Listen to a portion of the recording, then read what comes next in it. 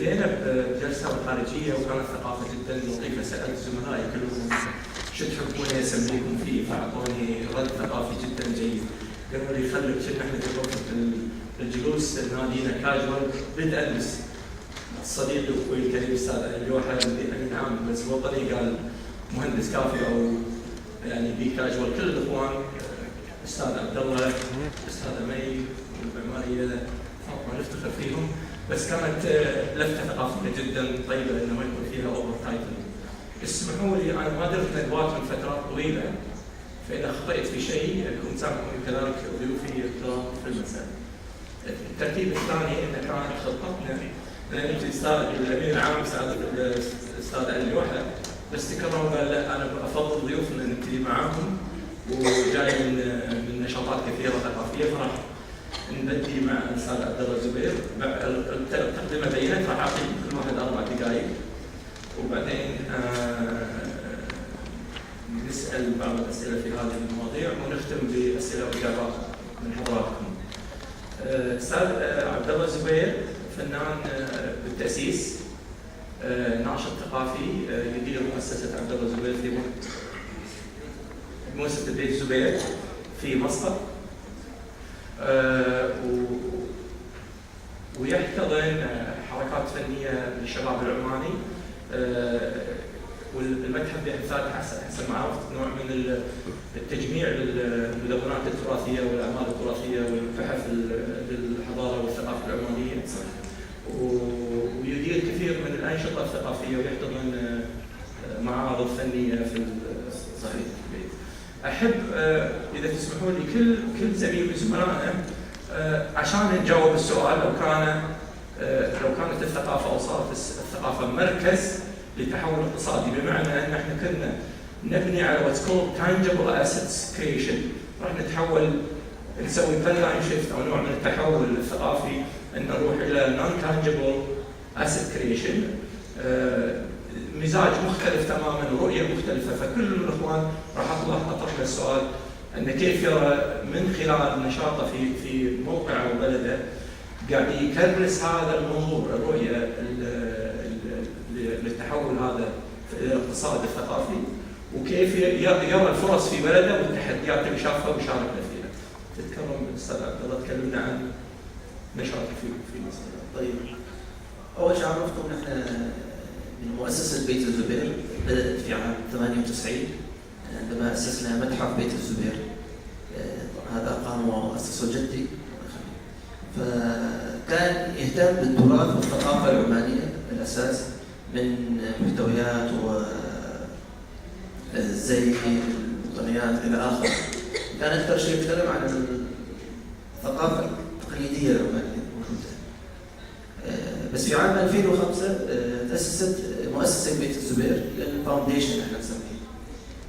احتضنت اشياء اكثر، طورنا، ما جلسنا نمسك الماضي ولكن بدينا نشوف كيف نحافظ الى المستقبل هذا. فاسسنا كثير من الاشياء والفعاليات وهذا، والشيء اللي انا متخصص فيه هو الشباب. فكيف اخذنا مشاريع لتطوير الشباب العماني بمكانتنا كمركز ثقافي في البلد. العلم احنا كنا اول مؤسسه خاصه واكبر مؤسسه كانت ثقافيه، ما كان في اي شيء يزاهي فكنا نعمل نشوف ايش الارت سين اللي موجود في البلد، وطلعنا انه لسه ابتدائي. طيب، والفنان كان ينظروا له الى فنان فقط اللي يرسم ينحت، ونسينا كل الفنون الاخرى، كالموسيقى، كالشعر، كالمسرح، كهذه الاشياء. فبدينا نشوف الشباب وايش عندهم، ايش المجتمع عنده، ونعمل ريسيرش مع الفريق اللي عندنا، ايش الشاب يريد اليوم في مصر. فعملنا ندوات، عملنا ورك شوبس، عملنا كونفرنسز ولكتشرز وهذه الاشياء. كنا نشد الشاب العماني ونعلمهم، نجيب بروفيسورز من الخارج زين لكي يطوروا من فنونهم زين ويكونوا كانترناشونال ستاندردز.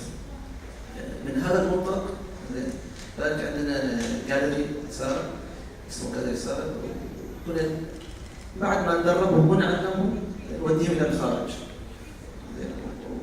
وهذا الاشياء.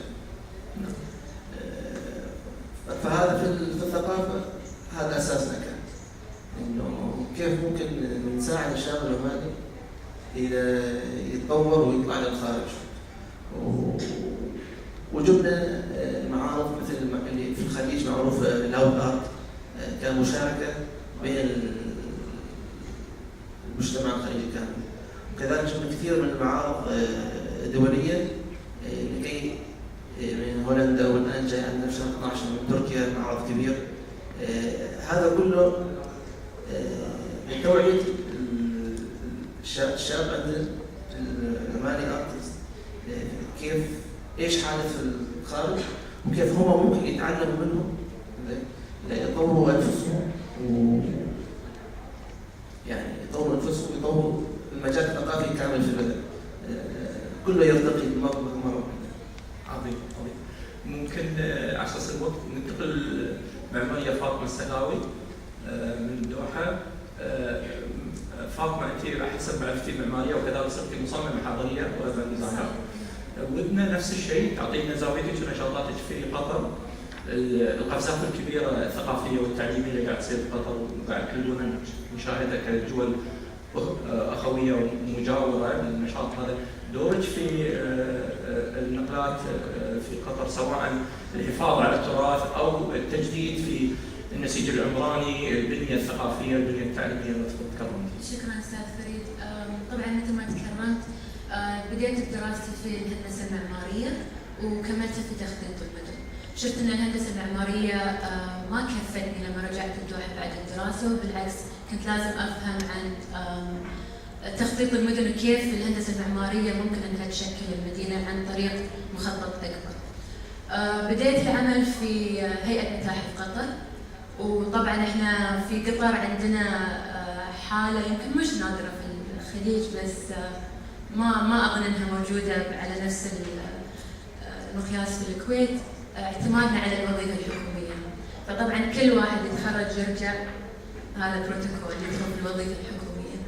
وتعلمت كثير من هيئة المتاحف، وبالعكس يعني توني كنت أقول حق زميلي البحريني توه بدأ يشتغل في الهيئة، كنت أقول إن أنا مش بس خريجة جامعة كذا وجامعة كذا، لكن خريجة هيئة متاحف قطر.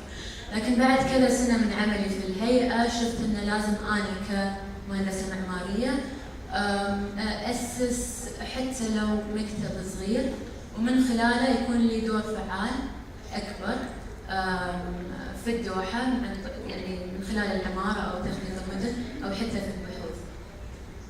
ومن خلال هالفكرة أسست مكتبة أطلس، وهي مكتبة لبيع الكتب ولكن أيضا لمن يحب أن يستعير الكتب النادرة اللي عندنا، اللي هي يعني الفوكس مالها أكثر شيء على الكتب اللي عن العمارة وتخطيط المدن في الشرق الأوسط وشمال أفريقيا. ليش؟ لأن أنا كتلميذة أو من خلال دراستي تعلمنا عن مدن كثيرة عالمية، وتعلمنا عن معماريين، تعلمنا عن حركات معمارية كثيرة، إلا اللي وقليل منها كان يعني من المنطقة هذه، من الشرق الأوسط وشمال أفريقيا. فمن خلال المكتبة كانت فكرتي إن أنا يعني أتواصل مع محررين أكثر، كتاب أكثر، ناشرين أكثر في هذا المجال، ولكن بعد أتيح الفرصة للطلبة اللي موجودين في الدوحة أو في المنطقة أن تكون عندهم مساحة يقدرون يجون لها ويحصلون الكتب المتخصصة هذه في المجال هذا. والشيء الثاني اللي أعمل فيه إني أسست مكتب صغير معماري استشاري. المكتبة الحمد لله وأخيراً بعد سنة يعني صرت legal bookstore، يعني صار عندي موافقة من هيئة الثقافة. المكتب أنا يعني صرت أشتغل على مشاريع لهيئة متاحف قطر، لكن مش كموظفة، لا كمهندسة معمارية. وهذا يعني الشيء يفرحني إن الهيئة شافت إنه ممكن يكون في استمرارية لهذا التعاون بيني وبينهم، لكن I'm not a legal office yet، لأن في rules and regulations يعني لسه طويله لسه لازم اخلصها، لكن الحمد لله يعني هذه حركه يعني من اذا انا من العماره وفي يعني زملاء اخرين من جاليريز ومعارض فنيه شغالين في نفس الطريقه عشان نبتدي مع الوزارات المختلفه ان نوصل لحل حق الشباب اللي يبغون يبتدون في هذه المكاتب والمشاريع الصغيره. فهذه نبذه عن اللي احس منكم اثنينكم الاستاذ عبد الله والمعماريه فاطمه الشغف والرغبه في النقله هذه، النقله القيميه والنقله الثقافيه، ولو حتى مو كامل التراخيص ولو حتى مو كامل. عظيم. استاذ علي تبي نبلش معاك ولا نبلش معاك؟ بغينا نسوي جندر بالانس مخالف. اوكي. ارحب بمي طبعا. شغال. اعذروني اللهجه مصريه قوي احنا بالكويت يعني وايد ريلاكس لان يكون نشعر ان احنا في بيتنا في غرفه معيشه بين اهلنا واخواننا، فابيكم تكونون في غايه الراحه. نشاطاتك كثيره، قرات السيره الذاتيه، حبيت اركز معك على دورك كمستشاره من سيدبيس في بيت ماس الكسندريا، تشاركينا في نفس الرؤى والتحديات في موضوع النقله هذه العنصر الثقافي كمحرك اقتصادي. فانا يعني اطار شغلي هو انا بشتغل في صاله مزادات كبيره قوي اسمها صاله مزادات عالميه اسمها ساذبيس، فبنتعامل في البيع والشراء قطع فنيه وحاجات كثيره جدا. بس الاليمنت اللي انا بتكلم فيه دلوقتي النهارده اللي هو ماس الكسندريا هي مدرسه صغيره في اسكندريه زي MFA بروجرام يعني ماسترز بروجرام بالنسبه ستودنتس جايه من مصر، وبعدين عندنا كتير قوي السنه دي اول مره في السنه عندنا ستودنتس جايه من جلاسكو فعندهم الجرأه ان هم يعيشوا في مصر سنه، جرأه رهيبه. بس بيسيكلي عندنا مؤسسه ماس دي مؤسسه كان اللي عملها وائل شوقي من اهم الفنانين المصريين المعاصرين، والايم من المدرسه دي ان احنا ندي الستودنتس الطلاب الاوبورتيونيتي ان هم يتعلموا ويبتدوا يعملوا their artistic practice. احنا كنا بنتكلم في الموضوع ده، اكبر مشكله بواجهها ان انا الاقي terms عن الفن بالعربي، فاعذروني. الارتستيك براكتس، فاحنا بندي فرصه للفنانين الصغيرين ان هم يبقوا international standard of art.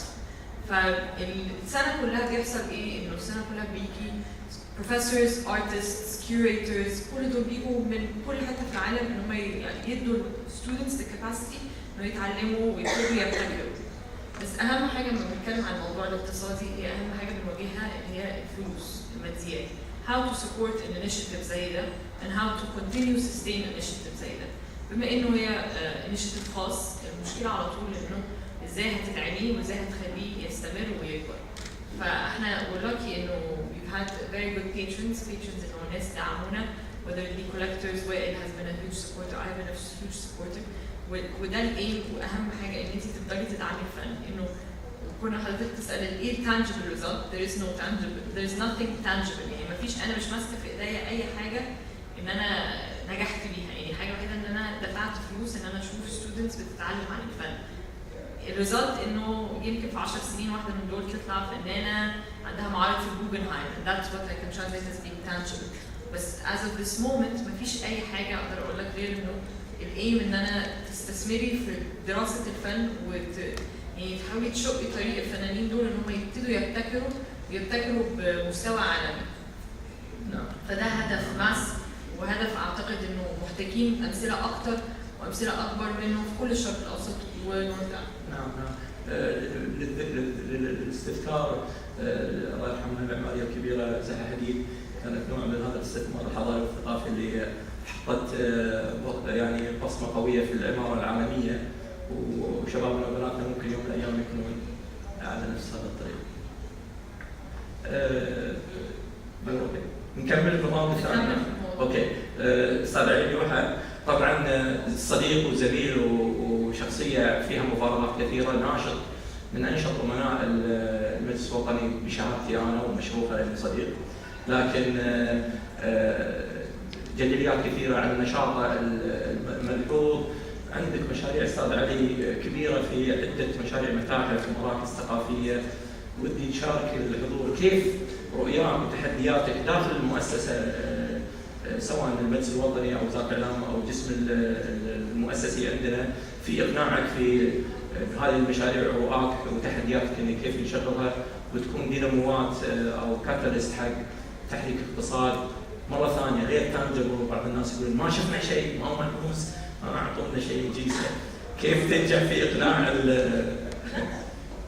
لا عندك نفس التحدي صار عايشته وجدليات كثيره في وضع ميزانيات او صناديق استثماريه والى اخره.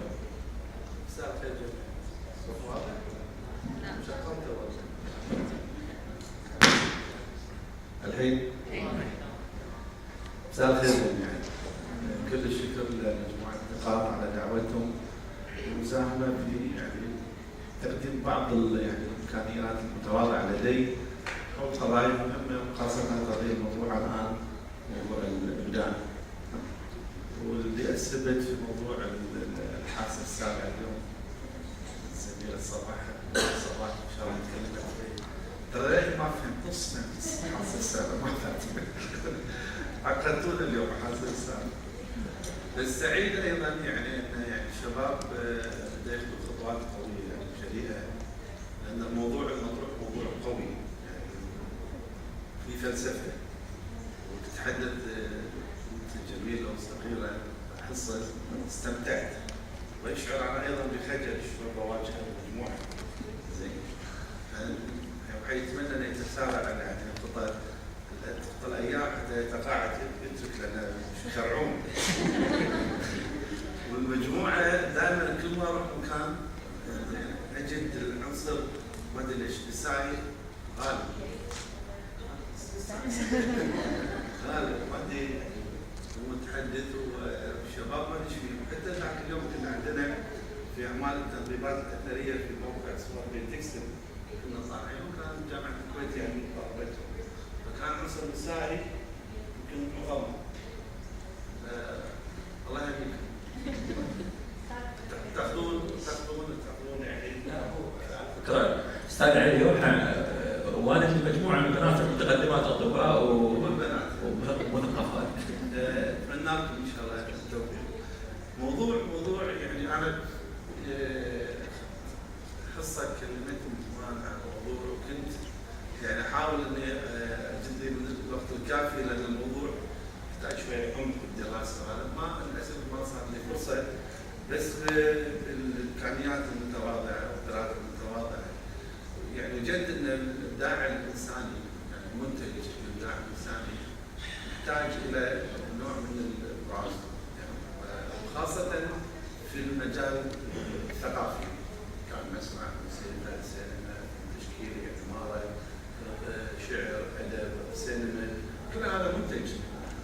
الاشكال ان لقيت ان مجتمعاتنا الخليجيه بشكل اساسي مجتمعات اغلب اللي يعملون في الاقتصاد غير الاقتصاد الثقافي، لان الاقتصاد الثقافي هو شويه الانكم ماله صغير ضعيف، فاللي يشتغل فيه لازم عنده قناعه، عنده شغف انه يشتغل في هذا المجال، ولا ما يشتغل ولا غير يشتغل.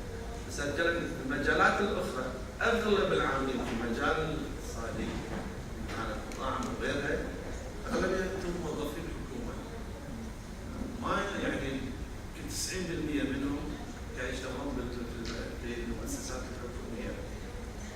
ويخاف انه يجازف انه يعمل في المجال الخاص. لما نيجي نطلع على القطاع الثقافي، القطاع الثقافي مشكلته المنتج ماله يحتاج الى مستوى من الوعي حتى يتقبله. في مجالات واسعه ممكن جماهيرها اكبر، في مجال الفنون على مستوى المسرح او على مستوى السينما او على مستوى الموسيقى.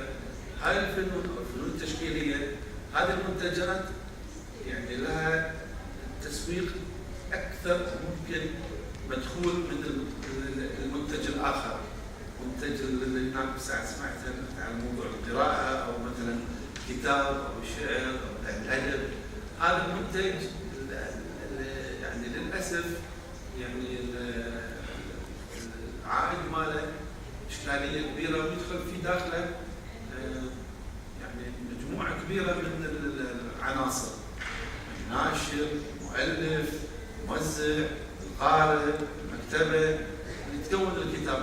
هذا كل واحد يبي حصته. والاشكال الاخر ان الكل يبي الماما تدفع، منو اللي تدفع؟ زين ما كله خاصه في الخليج هي الحكومات بدونها صعب انه يتحرك يعني.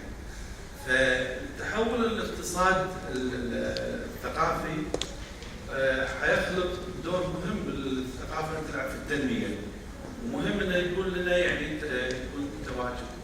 احنا كمؤسسه ثقافيه حريصين على الدرجه الاولى تكون عندنا بنيه تحتيه ثقافيه. بدينا الحين عندنا مجمع جامع احمد ان شاء الله شهر 5 2017 القادم حيكون مجمع عبد الله السالم الثقافي يفتتح، وعندنا قصر السلام. واحنا كمجلس وطني الان بلشنا الله يرحمه قصد بناء مجمع الاحمد الثقافي في منطقه المنقوله. فهالعناصر الكون الاساسيه يعني البنيه التحتيه الثقافيه حتتواجد. امكانيه وجود الحكومه كممثله في قطاع الثقافه في المجلس الوطني للثقافه والاداب ايضا موجوده، وعندها الامكانيات كحكومه وتلعب دورا هاما مهما في موضوع الدعم للمشاريع الثقافيه. يبقى عنصر وايد مهم في اوروبا وفرنسا. جاك لاند يوم بدا تكلم انه يعطي مساحه من الحريه للابداع الفني الرفيع والجماهيري، والجماهير يقصدون فيه يعني البسيط العالي هذا. زين؟ وطبعا ما يقصد الحريه الفنيه، حريه انه مو بس الرفيع، حتى المجال الاخر، حتى اللي موسيقى الشارع او الفنان بالشارع اعطى مساحه من الحريه. احنا محتاجين بس اثنتين حريتين حتى يكون السقف عالي، حتى يكون المنتج راقي يحتاج الى المبدع الى حيز مساحه معينه من الحريه، ولا يضطر انه يعني يكيف نفسه. فالابداع من تكيفينه يصير موجه، ما يطلع ذاك المستوى اللي انا اتقبله وارتاح منه. الكل يشتكي يقول في السبعينات والستينات والثمانينات في مرحله معينه تاريخيه بالمنطقه كلها مو بس الكويت الخليج وفي اللي يسمونه مصر كان ازدهار بالسينما بالمسرح بالموسيقى والمساحه كانت من بدينا شوي نتخلص، من بدينا نحسس ان الناس كنا في مرحله معينه نقول هذا رفيع وهذا مو ذاك الزوج ونعطي مساحه من الحريه حتى البسيط يعني بدات تنخفض عندنا الانتاج الثقافي، وهذا ياثر على نهايه الاقتصاد. فالعناصر المهمه يجب ان تكون متواجده، يعني حتى كلمت ما زالت بالحكومه عدل بس اجراءات ما خلصت فيها يعني. فهي يعني هذه المكونات الاساسيه بحاجه نحن يعني كحكومات او كمؤسسه ثقافيه ان نوجدها للمبدع اللي يعمل في المجال الثقافي اينما كان. يعني ما مثلا في الكتاب يشتكون من تاخير في الفسح وقصه يعني والكتاب قصه المطبوعات وقيمتها وكل يعني هذه اشكاليه. يعني اتمنى يعني ان يعني يكون هناك اقتصاد في مجال العمل الثقافي، لان لها من يعني لها جمهورها. يعني احنا يوم بدينا يعني 2011 السنه التحديد عام المجلس الوطني سعيت ان نكون قاعده جماهيريه ثقافيه. انا اتوقع الان انا مستمتع لما اجد في الموسيقى والمسرح حضور قوي، حضور مميز يعني. وارى بعض الاحيان حتى الموسيقى اللي هي متميزه الكلاسيك او يعني الرفيع يظل لها حضور قوي. والاعمال المسرحيه حتى في الصيف عز الصيف كل يقول حق من نسوي نشاط. ان احنا الكويتيين بس نتكلم مليون 300,000 كنا المليون 300,000 ماكو حد بالكويت كلهم مسافرين. احنا ما نقدر يعني اللي عنده القدرات يسافر، ما عنده القدرات قدراته بسيطه يروح له اسبوعين ثلاثه. ففي الصيف في مساحه. قدمنا مسرحيه سندريلا من روسيا يعني موسيقى ويومين فل هل قاعدين في الارض يعني للفن الرفيع شيء مميز ايضا له جمهوره. هذا الجمهور يحتاج الى قاعده تتسع حتى يشعر المستثمر في هذا المجال عن يدخل في هذا الاقتصاد ويستمتع وينام. طبعا الاقتصاد العائد من الثقافه ما يمكن يكون مثل العقار مثل البورصه وغيرها، لان هذا الموضوع يعني شويه حساس نعمل فيه. مثل ما قالت اليوم قصه الصبح، يشتغل في هذا المجال لازم يكون عنده يعني ثقافه، عنده اسعار المخاطره. لا يعني مش مخاطره، هو عنده قناعه وانه يروح واحد يسوي هو يبتسم، بس قال ليش يبتسم ونايم ساعتين يرتاح، يعني ما زين الارتاح ماخذ راحته يعني زين، انبسط في النهايه، فهو يدخل في المشروع وهو قناعه. فانا هذا بقول عشان ما باجي شويه اترك الزملاء الناس استفدت انا قصرت عليك مش تعطيني مساحه شويه. قبل ما ينتهي معنا الوقت ابي احاول الم بعض الخيوط في الحديث، وبعدين راح اترك لزملائي يختارون الاجابه وبعدين انتقل لكم. خلينا نحاول نركز على بعض النقاط اللي قاعد اخذها من طرح الزملاء. يبدو عشان نقنع المجتمع بان الانتانجبل، الاقتصاد الغير ملموس، وراح ابتدي حتى بحاول اركز مع مي من سيلبيز. كنت اتكلم مره يوم مع الدكتور عبد العزيز سلطان ان ليش في مجتمعنا ما في عندنا يسمونهم الارت ابريزرز، مرخصين، يعني مهنه مرخصه فيها نوع من نبتدي ان نقيم الاعمال الفنيه حركه نقديه حقيقيه، بمعنى ان احنا ما عندنا حركات نقديه، النقد عندنا لا يؤخذ مأخذ طيب في مجتمعنا نعتبره نقد بمعنى الكويتي انه تجريح. هذه مكونات اعتقد جزء من بناء الكور، ثقافه نقد وثقافه بروفيشنال ادفايزرز بمعنى مثمرين حقيقيين، مو للعقار بس مثمرين حقيقيين. عندنا انا اشوف وجوه حتى مقتنين باعمال الفن، ما ادري شلون قاعد تكملون اعمالكم او تثمنونها، بس في دول اخرى هذه الاماكن تحصر وتؤمن ولها مثمنين، ولا صار لا سمح الله اي شيء. ابي بعدين النقطه الثانيه عشان اجاباتكم نلفها، يمكن القيمه الجوهريه ان احنا عندنا فرضيات وقيم ومسلمات ومعتقدات في موضوع الثقافه الابداعيه، عندنا تحفظات. يمكن مجتمعنا نبي نسوي بيئه تحضن المجدد والمحافظ التقليدي والابتكاري. ابي اسمع بدءا من مي وبعدين لفه سريعه ننتقل. تفضلي مي. الارت ابريزنج، بالنسبه للارت ابريزنج يعني دي حاجه اعتقد جديده، عشان احنا بالذات اعتقد الخليج العربي تقتني فن ده حاجه فينومينا شفناها، ابتدينا نشوف من سنه 2000. يعني في الكويت ابتدوا تقتنوا فن اسلامي من قبل كده، بس اعتقد انه مفيش فكره البيع والشراء. الناس اللي كانت بتقتني عشان ما عندهاش رغبه ان هي تو سبيكيوليت، ان هي تبيع على طول عشان شورت تيرم جينز.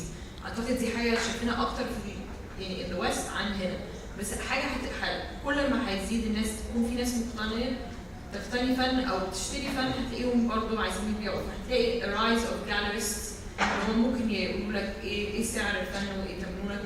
بالنسبه للمزادات احنا على طول موجودين في اي حته في العالم، ممكن نتمن ونحب نساعد اي حد عنده حاجه مقتنيه ان احنا نكون له السعر، ولو هو يحب يبيعها يبيعها معانا.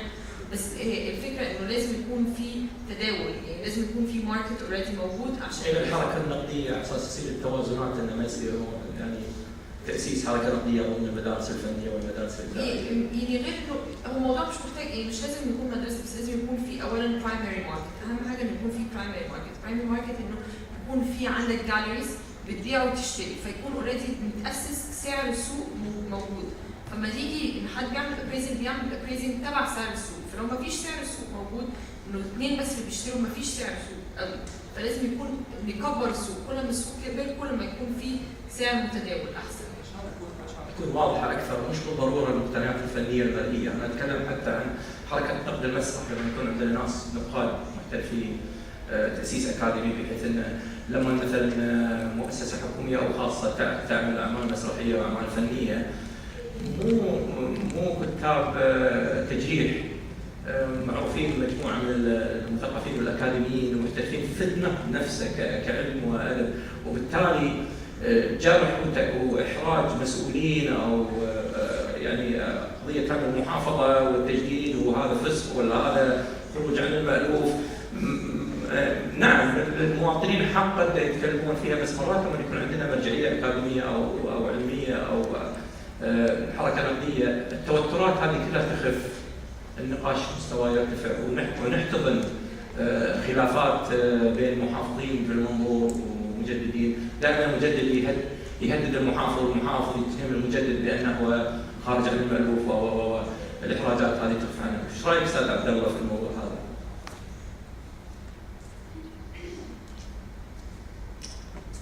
أنا رأيي بصراحة المجددين المشكلة اللي عندنا حاصلة إنه الشباب حتى لو هو فنان المجتمع يقول له هذا مش فن. طبعا طلعت أنت المجددين هنا تيجي الوطن اللي بيسموه هو فنان، وأنا حصلت لي في فنانين أقول له يا رجل أنت فنان، يقول لي أنا مش فنان. ليش أنت مش فنان؟ عشان أهلي قالوا لي أن هذا أشياء غبية. طيب قلت له أهلي ما يعرفون أنا دارس فن وأنا أقول لك إنه هذا فن. طيب يقول لي إيش قصدك؟ قلت له هذا أنت فن ولازم نطورك وأوديك للأعلى. فالمشكلة تيجي من المجتمع بنفسه يغرق، يوقف الإبداع من المبدعين بنفسهم. شكرا. يأشروا لي ان الوقت انتهى والوقت لكم الان. اوكي. إذا نكمل على نقطة عبد الله، رأي الناس، يعني الفن الحديث أو المعاصر مش شيء جديد عندنا في الخليج أو حتى أو في البلاد العربية، لكن ما أدري قبل صار التقلص عندنا مثل ما ذكرت أنت في الخليج. أنا للحين ما أعرف ليش صار هذا التقلص، لأن إذا نشوف الخليج والأشياء اللي مرت فيها والأشياء اللي أصدرتها حتى يعني أصدرتها للعالم، إيش كانت أشياء أكثر من اللي إحنا الحين نتوقعها من نفسنا. يعني على سبيل السينما أو الأفلام، فيلم بس يا بحر سنة كم كان في مهرجان فينيسيا سنة 72. أول معرض للفن القطري كان في رويال كوليدج اوف آرتس في سنة 1978. قبل ما نصنا نكون مولودين، لكن اليوم إذا مثلا في قطر فنان قطري يطلع له طريقة حديثة للأعمال الفنية وحتى في العمارة، ننبهر فيه أو ينبهرون فينا، ينبهرون في الفكرة، وإذا وصلنا لمكان عالمي ينبهرون من الشيء، لكن إحنا كنا في هالمكان من عقود كثيرة. فأنا يعني هذه نظرتي للمتجددين، وطبعا عدم المعايشة بين المتجددين والتقليديين. يعني الفن التقليدي كان دائما موجود عندنا، بالعكس اقتصادنا بدأ عن طريق الثقافة وعن طريق الفنون، مش فنون مرئية يمكن، لكن البناي كان معماري، كان مهندس، صناع السفن كانوا فنانين وكانوا نحاتين وإلى آخره. فالفنون هذه كلها كانت موجودة، وبالعكس كانت في استمرارية، كانت عندهم استمرارية في تطورها. واحنا اليوم اشوف ان الشباب اذا رأيتهم الفنون التقليدية او للثقافة، يا الشاب يبغي يكون معاصر وينسى اي شيء جاي من الثقافة او من التراث، او انه بالعكس الثقافة والتراث تخليه ما يقدر يتحرك بطريقة انه يعني يركز على التراث تركيز بانه يقلد بدل ما انه يطور. وهذا الشيء احس بالعكس قاعد يخلق هذا يعني التشتت او الجاب بين المتجددين وبين التقليديين. وبالعكس يعني انا اشوف ان فكره الثقافه، اذا كانت الثقافه آبدة او كانت الثقافه متحجره او ما مش في دور التطوير، يعني مثلا في المقدمه ابن خلدون في القرن الرابع عشر ذكر في المقدمه، تكلم في المقدمه عن طبعا اسس المجتمع، منها العمارة ومنها الثقافة ومنها التاريخ، لكن ركز على موضوع الثقافة الآبدة، إنها يعني في بلاد اليمن ومصر والعراق، قال إنه صح في يعني هذه البلدان في تطور، لكن مفهوم الثقافة عندهم بدأ في وقتها يتحجر أو يوقف وصار ما فيها تطور. وهني بدأت الحضارات المختلفة في التدني وفي إنها يعني ما تكون في ازدهار. فاحس يعني من قراءه المقدمه الواحد يعني ممكن يشوف ان البلاد العربيه مرت في هذا الطور، وطبعا مرت قبل التقلص اللي صار، واحنا اليوم مره ثانيه قاعدين نمر فيها. فموضوع الثقافه صح، الثقافه مهمه، لكن الثقافه لازم تكون مبنيه على اسس جات من يعني روت من تراث ومن اسس موجوده كانت عندنا في الخليج وفي البلاد العربيه، لكن في طور يعني في مستمر في التحديث وفي التطور. ممكن اقول حاجه بس بتقول بالنسبه للاهالي اللي هم بيرفضوا ان عيالهم يكونوا فنانين ويشقوا الطريق كفنان، whether it be a visual artist ولا سينما ولا موسيقي ولا كده. هو اعتقد الموضوع كله ماديات في اخر اليوم، بنتكلم عن tangible results of economics. لو هو شايف انه كفنان هيعمل نفس الماهيه كواحد دكتور او كواحد بيشتغل في بنك او كده هيدعمه. بس احنا دلوقتي الفن is very underappreciated في العالم العربي، ما عندناش اللي هو احنا ما عندنا برضه الموضوع كله بينزل لماديات. احنا مش مقتنعين انه كفنان ان هو حتى لو ما عملش 100 جنيه في اليوم ان هو هيبقى فاشل. فالكونستنت سنس ان انت فاشل ده مش هيخليك ان انت تدعم او تمشي في طريق الفن. فغير انه الفن اصلا there is no tangible result، ان انت لازم تشوف الفن ده ان هو طريقه ان انت بتعلى بمستوى الناس، بتعمل رينيسانس في الدوله. This is the non-tangible element of it. بس هو لازم التانجبل element مفيش الماديات، ده اللي بيخلي الناس تقف ان هي تدعم الفن عشان مفيش you're not monetizing on it. طول ما انت مش monetizing مش شايف المونetary appreciation ما عندكش رغبه ان انت تدعم كدوله كمؤسسه. استاذ علي عندك اي تعليق ولا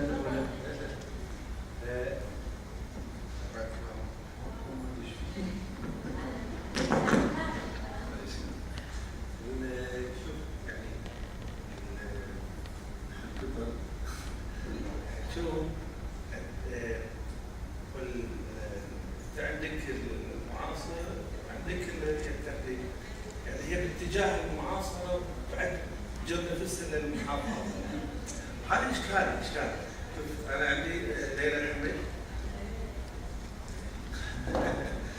زين ادخلت انصب، يعني جابت منتجات فيه اخذت من التقليد وهذا طورته تحاول ان تسوق هذا المنتج. انت اي المنتج اذا المبدع يقدم ما لديه من انتاج ثقافي عربي مختلف الوانه واشكاله، يعني في شيء نابع من الحواسه الخمس، في شيء نابع من الحاسه السابعه، ينظر اليها بطريقه كيف يعني. فاذا ما اعطيته مساحه من الحريه انه يقدمها من الصعب جدا انك انت تسوق يعني يسمونه تخلق فرص للمتجدد. المحافظ دائما يجد ان هذا خارج عن البوكس ماله، هذه مشكله يعني. فانت لازم تعطي مساحه حريه حتى لو اختلف معاطره، حتى لو وصل الى مرحله يعني لما الفرنسيين والوزير الثقافه جاك لاكرويير اشتغل على الثقافه ما بياخذ ساعه، قال في فن رفيع وفي فن جماهيري، والجماهيري يعتبرونه سواء يعني عادي منخفض هذا، والعالم كان السابق لا يؤمن فيه، هذه مشكله يعني. فانت يعني لازم تامن بحريه الابداع والانتاج الفني المختلف، يعني طبيعته حسب يا قوه الانسان المبدع ولا تجيب تحبطه يعني. الاشكال احنا ايضا عندنا يعني يحتاج انه اماكن قوانين تشريعات تشجع على تسويق هذا المنتج. يعني مثال الفن الثقافه اربع ابعاد اساسيه: بعد اللي هو الجمالي، بعد التجاري، بعد الاعلامي والتعليمي، والبعد الترفيهي اللي الافراد. فاذا استطاع المنتج هذا يقدم هذه الابعاد، واستطاعت المؤسسه الراعيه في بدايه الطريق دعم هذا انا اعتقد ان احنا يعني وصلنا لمرحله من يعني بحاجه نخلق نقله نوعيه مهمه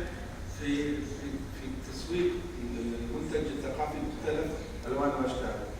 وبحاجه الى المؤسسه الحكوميه ممثله بالمجلس الوطني او الان جماعه مركز جابر احمد الثقافي ان يعطي مساحه اوسع للابداع الانساني هذا الجميل ان يقدم من خلال هذه المكونات الموجوده.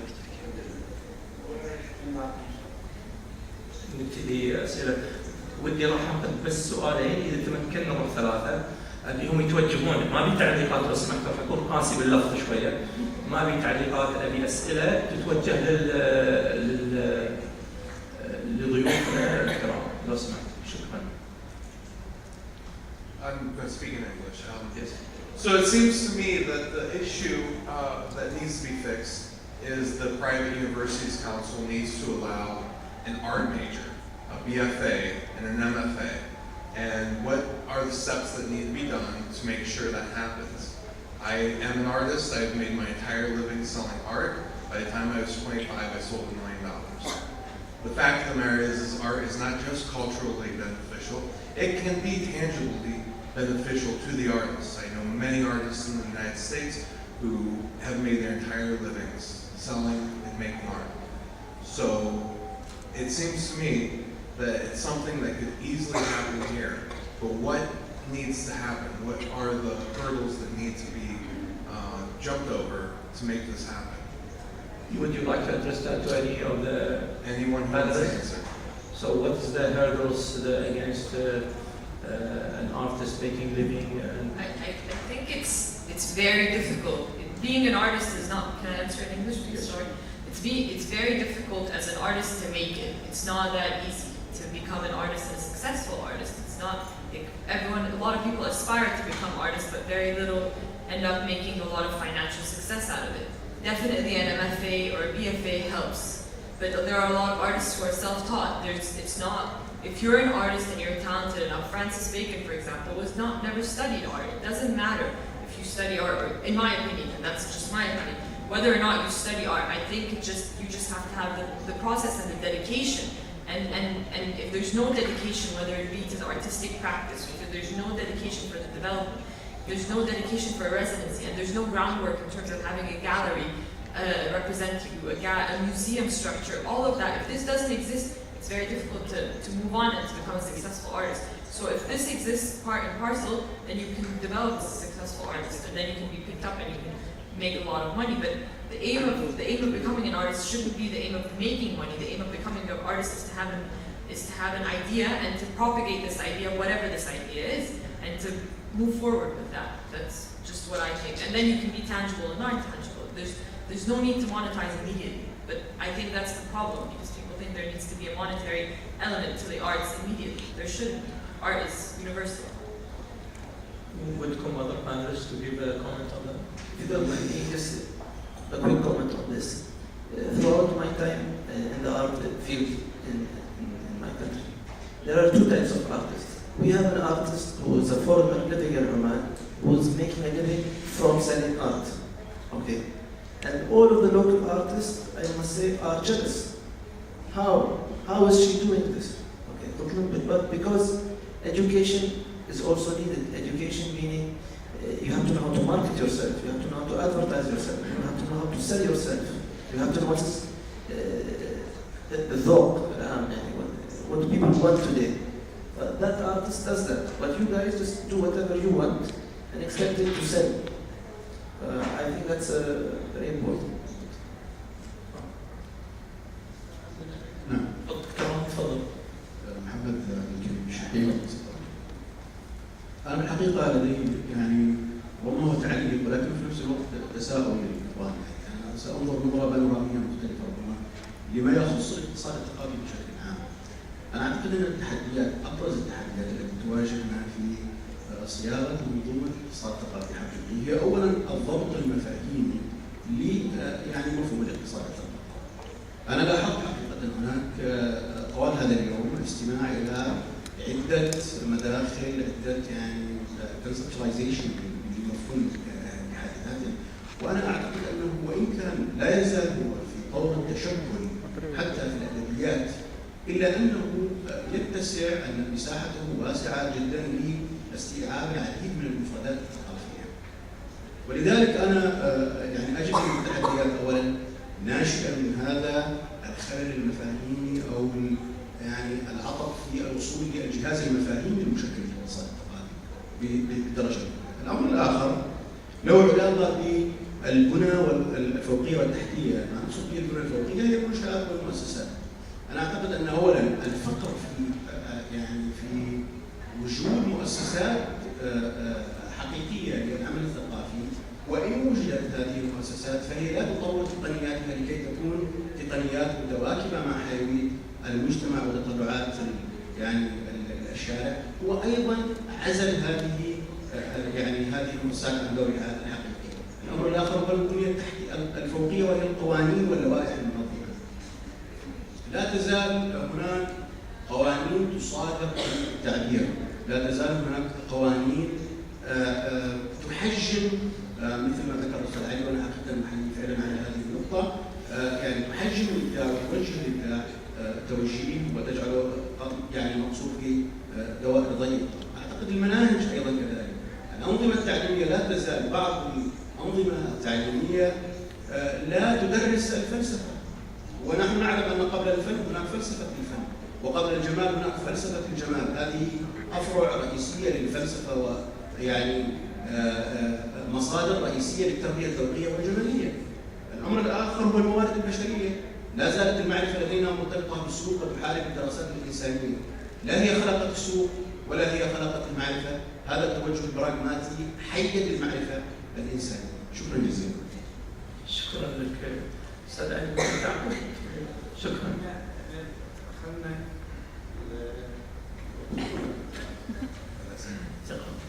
خلينا يعني نبسط المساله، يعني الاقتصاد الثقافي وفي النهايه انت عندك سلعه، منتج ثقافي يتسوق. هو مطلوب من المبدع انه يسوق ويفهم كيفيه التسويق، اخذ دور كل الادوار، اخذ دور العاقل والراسمالي والدور المسوق والدور انا دوري اني منتج. انا علي اني ابدا في عده طرق، يا ان هذا المنتج في ناس يحاولون يستفيدوا منه ياخذون له برسنتج معين، او الحكومه يتسوق له من خلال مؤسساتها او من خلال البنيه التحتيه الثقافيه الموجوده. هذه السلعه اذا تم بيعها لها عائد من ولكن لها عائد. ففي بعض المنتجات قاعد اقول لك في البدايه انه لها سوقها، يعني سوقها في العالم حتى موجود. الموسيقى، المسرح، السينما، السينما صعبه علينا. يعني احنا اذا بنطلع يا فيلم قصير، يا فيلم وثائقي، يا فيلم شنو بعد، الافلام الطويله والروائيه وهذه فهي صعبه علينا، يعني لانها تحتاج مساحه. نتكلم على مستوى الخليج، في مصر شوي صار كثير يعني في هذا المجال.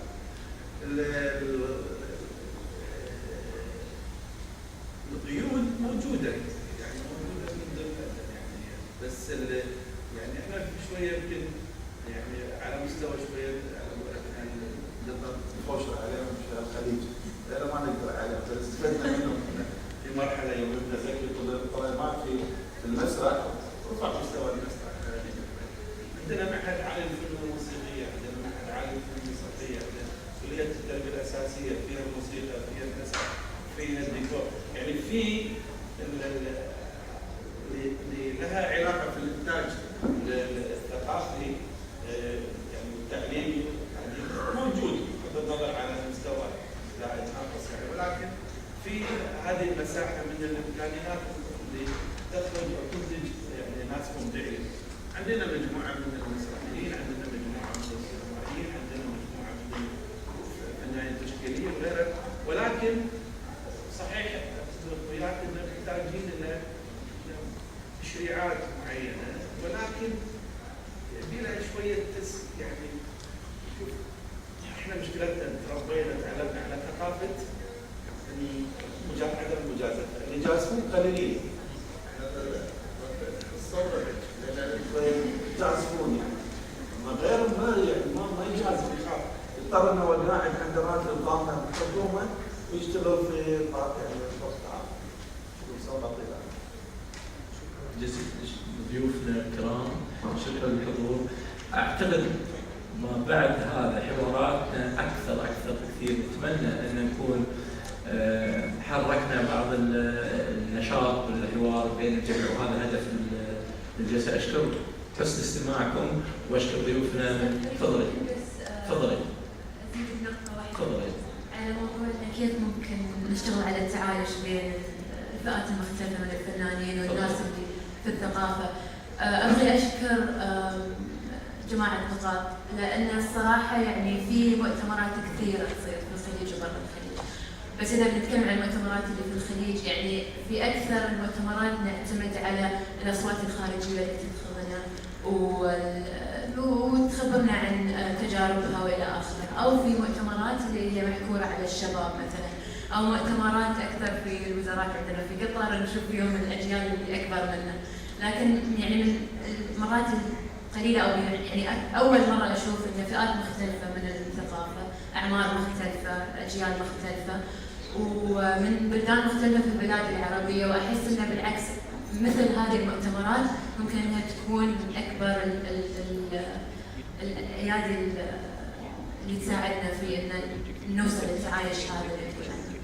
شكرا لكم جميعا، واشكر مره ثانيه نقاط على الاستضافه المستمره لانشطه جدا فعاله. نتمنى لكم ان شاء الله جزاكم الله خير.